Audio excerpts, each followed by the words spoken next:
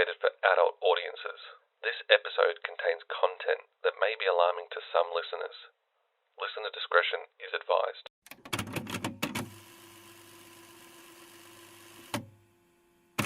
At dusk on the 16th of December 2017, 10% of the population of Larrimah, Australia, disappeared.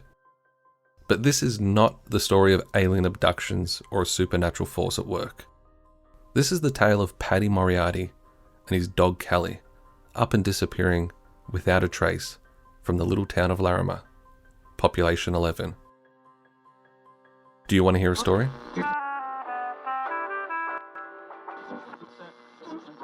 Will you give a few seconds of your time? Good evening, folks. Kennedy died. The atomic power plant in the city of Kiev was damaged. How do you measure such an astonishing moment in history?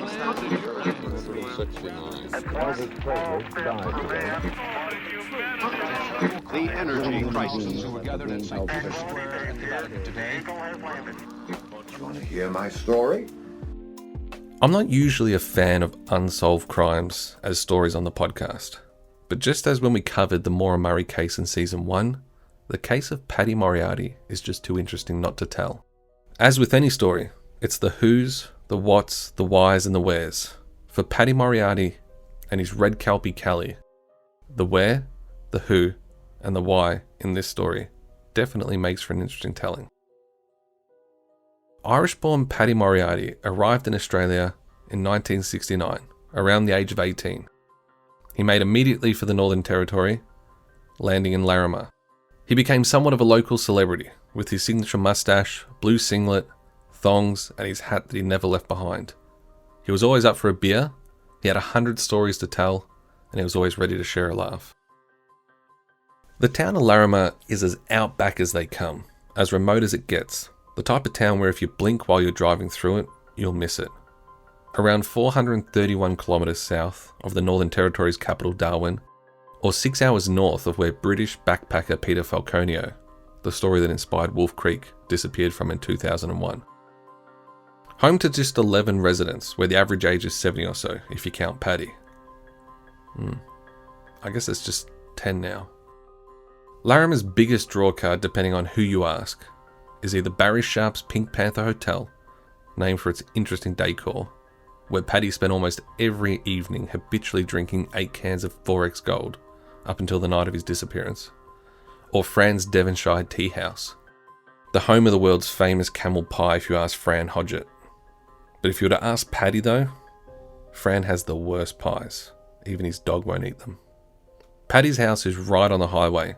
It's an old unused service station. It's directly across the road from Fran's. Now, lining Fran's front fence are a dozen blackboards listing all the items on her menu. Strategically, the prices aren't included, and just as well because her pies are $13 and her scones are even more. Now, Paddy and Fran were well known in the town for not seeing eye to eye on almost everything. And in response to Fran lining her fence with the signs, Paddy had his own sign out the front, alerting tourists to the best pies in town, down at the Pink Panther. Little Larimer is made up of only 4 or 5 roads, 20 or so humble homes, the rubbish dump, the Pink Panther, and Fran's. The closest service station's about 100 kilometres away. And now, on paper, I think Larimer sounds like quite the little outback town, where everyone knows everyone, your neighbours are your mates, tourists stop in for a beer at the Pink Panther or a scone at Fran's. But rooted firmly in the centre of this story is the underbelly of Larrimah, where in reality it's a town riddled with feuds and backstabbing. 11 people coexisting in close quarters based on remoteness. It's Big Brother, Outback Edition. Local Aboriginals refuse to visit, let alone live in Larrimah, saying the place is haunted. Now, in the case of Paddy Moriarty, if you were to ask anyone close to the story, there's a number of theories as to where Paddy is. Some believe he ended up baked into one of Fran's pies. Others think he may have ended up in a sinkhole. Just in case Larrimah wasn't already sounding like an attractive holiday destination, it's well known for sinkholes. Or maybe Paddy was eaten by a wild pig, another attraction of Larrimah. What can be agreed upon by the various witnesses is that between 6 p.m. and 6:30 p.m. on Saturday, December 16th, Paddy left the Pink Panther with his dog Kellie. Drove his quad bike the couple of 100 metres to his home, which he did every night. Put a leftover Woolworths chicken given to Kellie by a tourist, who police now believe was the last person to see Paddy, in his microwave, and vanished. He didn't return the following morning to collect the lawnmower he'd arranged to borrow from Barry at the Pink Panther, or to catch up and watch the TV show Landline, something he and Barry did every Sunday night at the bar. They called it going to church. Barry and others started looking for Paddy on the Monday, and police commenced a 3-day search on the Wednesday. Another 4-day forensic search was performed by the Territory Response Group a week later. No sign of Paddy or Kellie was found. Literally no sign. At his house was his wallet and bank card, the roast chook in the microwave, his hat, his glasses, which he never left home without, a half-eaten plastic tub of dim sims. His bed was still made, and according to those who knew him well, Paddy was very much a creature of habit, finishing each day by marking off the date on his calendar. When police searched his home, the last date marked off was the 15th, the day before he went missing. The police also noted that there was zero disturbance at the house, absolutely no sign of a struggle. Nothing was out of place. It really was as if Paddy just up and walked off, leaving everything behind. To that though, the lead investigator in Paddy's disappearance, Detective Sergeant Matt Allen, said during the first search for Paddy in the days preceding his disappearance, he had an excellent visibility from the helicopter. He believed Paddy would have easily been spotted by him or his officers if he had met misadventure in the bush. So what happened to Paddy and Kellie? Where are they? In the middle of nowhere, a town where literally everyone knows everyone's business. How does someone just up and disappear? After 3 long years of unrelenting searching across land, from the air, divers through the lakes, and the local dump being completely turned over, the police are now calling this murder. They are actively working a murder case. Detective Sergeant Matthew Allen had the following to say. A $250,000 reward has now been offered for information in relation to the death of Paddy Moriarty. Paddy was last seen at dusk on the 16th of December 2017 after he left the Larrimah Hotel on his quad bike with his dog Kellie. They have not been seen since.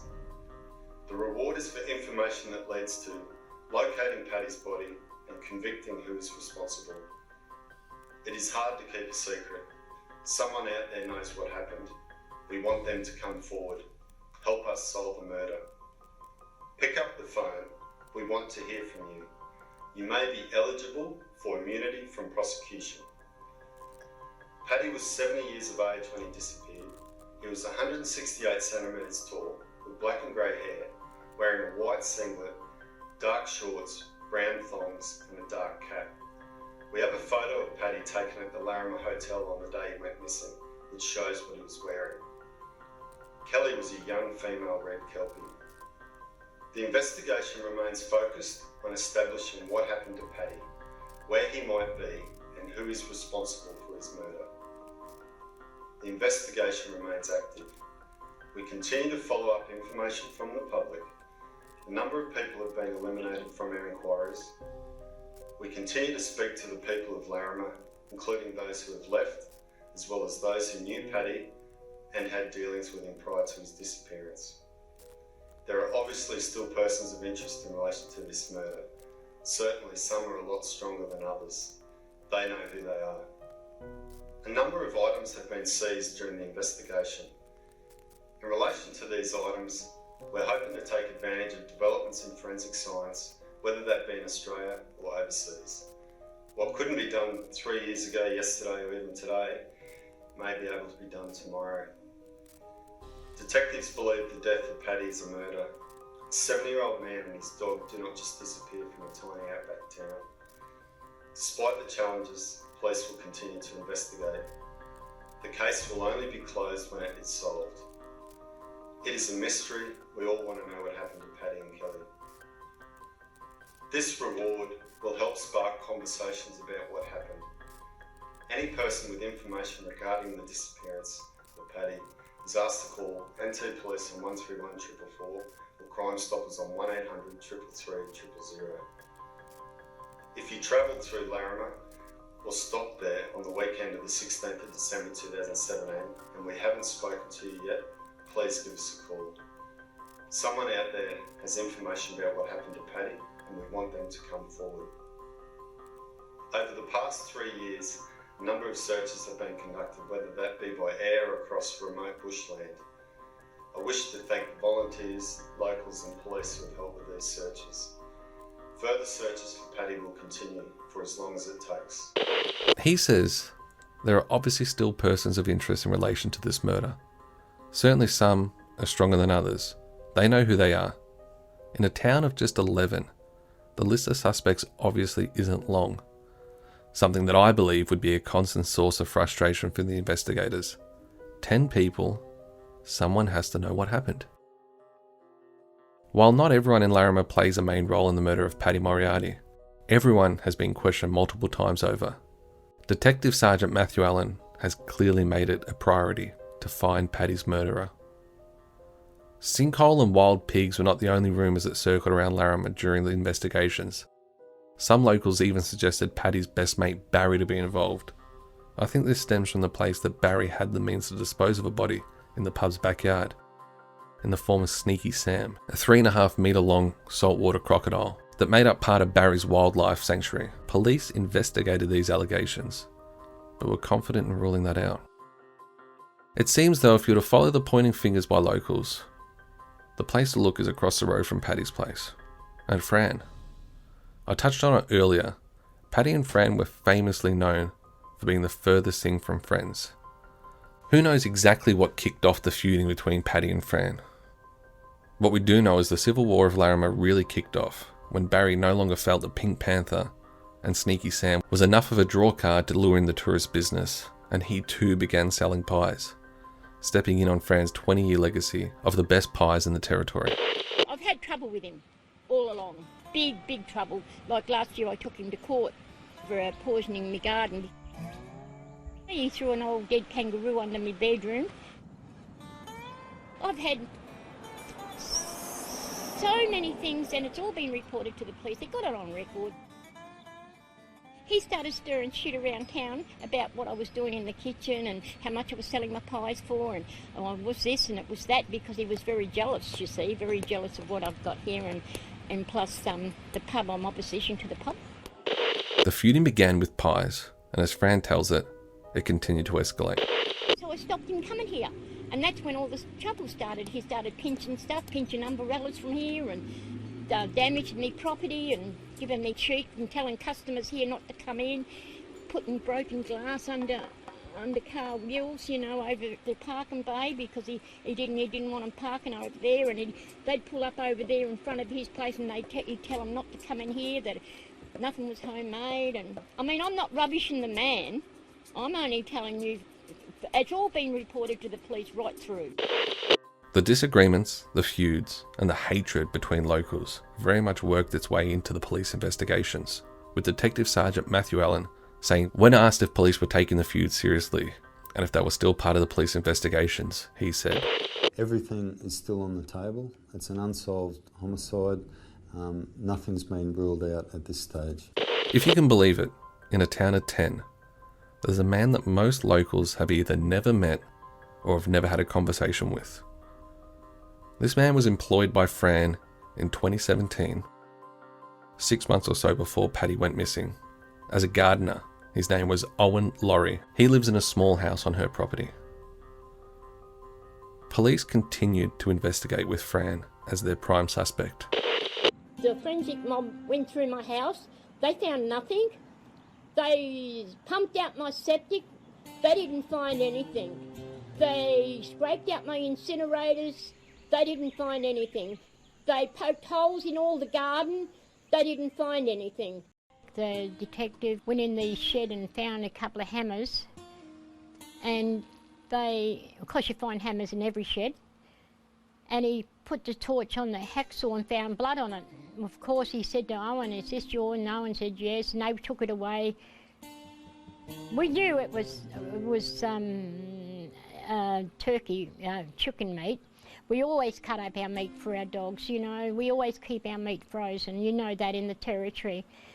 But nothing has been found. It was all put through testing. Everything was negative. People were genuinely beginning to believe that Paddy may actually have ended up in Fran's pies. These allegations were given so much light and airtime that police had to investigate, later saying that after conducting a number of forensic tests on Fran's home, shed, shop and meat grinder, there was no evidence to support the story. Call her paranoid. Fran has had the thought that maybe Paddy's out there in hiding, just to get her in trouble. The owner of a local pie shop in the Northern Territory town of Larrimah has denied she had anything to do with the disappearance of Paddy Moriarty. An inquest into the suspected death of the 70-year-old man has examined an apparent ongoing feud between the pair. In June 2018, a coronal inquest into the suspected death of Paddy Moriarty began in Katherine, approximately 200 kilometres from Larrimah. I say suspected because there was still no body at this point. Police insist that someone in Larrimah must know something about Paddy's death, and given the advanced age of some of Larimah's residents, it was agreed that the inquest would be held earlier rather than later. The inquest, as has much of Paddy's case, garnered a huge media turnout, all there to see the Larrimah 10. I assume during the inquest the town was empty. Since Paddy's disappearance, the residents of Larrimah had more than grown apart, and for some of them this was the first time they were seeing each other in a really long time. Bobby Roth, who once worked for Fran, and Bobby's husband gave evidence at the inquest saying that on multiple occasions during her time in the kitchen, Fran had said she wanted to kill Paddy. Bobby's husband Carl said the same thing, but he felt there was no real intent behind it, rather just something somebody says. At the inquest, Calvin Curry, the counsel assisting the coroner, takes Fran through many occasions on which she had complained to the police about Paddy, for such offences as warning tourists about her substandard food, stealing her red umbrella, breaking a plastic fitting on her hose connected to the water pump, and depositing roadkill in her front yard. The last time he did this, she says, was 4 days before he vanished. "How many times have you said, 'I'm going to murder him'?" Calvin asks Fran. "Fucking million times," she replies. Now, Paddy wasn't the only one who didn't like Fran in Larrimah. Short, fat, abrupt, rude, overbearing unless you're doing something for her or you're doing her a favour, is how the Pink Panthers' former bartender Richard Simpson described her in a statement to police. It was suggested by a number of residents at the inquest that Richard was jealous of Paddy because Paddy had become somewhat of an unofficial second in command at the bar. Richard denied this and he called Paddy a mate. He said it was someone that he really enjoyed having at the bar. Barry had to let Richard go in the end from the Pink Panther. His drinking on the job had become too much. Owen Laurie, Fran's new gardener, was the last witness to give evidence at the inquest. Laurie tells the court that within hours of their meeting, Fran had told him about her problem across the road, Paddy Moriarty. Fran likes to talk, he says. He's heard the stories of Paddy over and over and over. The coroner is particularly interested at this point in a verbal altercation between Paddy and Owen that had happened just 3 days before his disappearance. Later that afternoon, Richard Simpson, the former bartender from the Pink Panther, caught up with Paddy for a beer. Simpson tells the court, "He told me that Owen had come out and told him to shut his fucking dog up or he'd shut it up for him." During her evidence, Fran recalls Laurie telling her about the exchange. Calvin Curry, the counsel assisting the coroner, asks, "Did he seem upset?" Fran responds by saying, "I'd be lying if I said no."